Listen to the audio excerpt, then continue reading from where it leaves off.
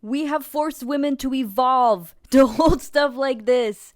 You wanna know why? No pockets. And I decided to find out why we have no pockets. But the plight of women's pockets goes back way further than I thought it did, and as you may have already suspected, it's inherently political. See, long after men's clothing began being made with pockets automatically, it was still considered uncommon for women's clothing. This was largely due to the amount of excessive layers they had to wear during most parts of history, and it made it difficult for them to access their personal belongings in public. And now, fast forwarding, Coco Chanel might unfortunately be partially to blame when it comes to solidifying purses into modern women's fashion.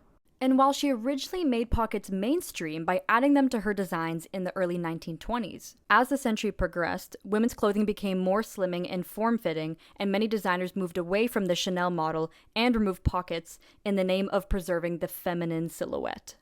And because women still needed to carry their belongings, they began buying more purses. And in February of 1955, Chanel released this iconic bag, the 255. Other brands were really focused on clutches at this time, and so this design's added shoulder strap provided women with a lot of much-needed freedom to move around as they pleased. But it also helped purses as a whole cement itself into modern women's fashion and create less of a need for pockets. This has also created a huge market for luxury handbags.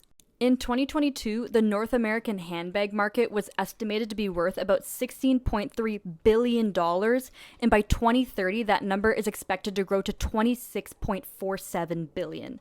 $10 billion! A few Canadian designers from undisclosed fashion houses have spoken out on this topic, stating that brands make money off of accessories, not clothes, and that they'd witnessed entire seasons where more than half of the clothes shown on the runway never went to production. They were just to showcase bags. So essentially, an entire industry has been created off of excluding pockets and functionality from women's clothing and then selling it back to them in the form of handbags.